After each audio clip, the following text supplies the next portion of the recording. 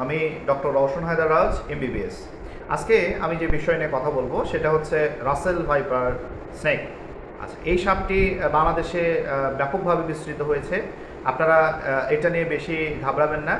আপনাদের যদি কারো কখনো এই সাপ কামড় দেয় তাহলে সময় নষ্ট না করে ওঝা বা অন্যান্য যে চিকিৎসা পদ্ধতি আছে এগুলোতে না গিয়ে আপনারা সরাসরি নিকটস্থ যে কোনো সরকারি হাসপাতাল অথবা উপজেলাতে যে স্বাস্থ্য কমপ্লেক্স আছে সেখানে রুগীকে নিয়ে যাবেন।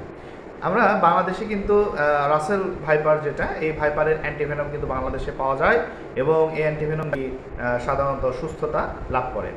আচ্ছা, এখন আপনারা যদি বিভিন্ন যারা ওঝা আছে এদের কাছে যদি নিয়ে যান, আপনাদের অযথা সময় নষ্ট হবে, ঠিক আছে? এবং আপনারা অবশ্যই নিয়ে যাওয়ার আগে হাতে বা যে জায়গায় কামড় দেবে সেই জায়গায় হালকা মানে বাঁধবেন আর কি। এটা কিন্তু জোরে বাঁধা যাবে না। যদি বেশি টাইট করে বাঁধেন তাহলে কিন্তু সেই ক্ষেত্রে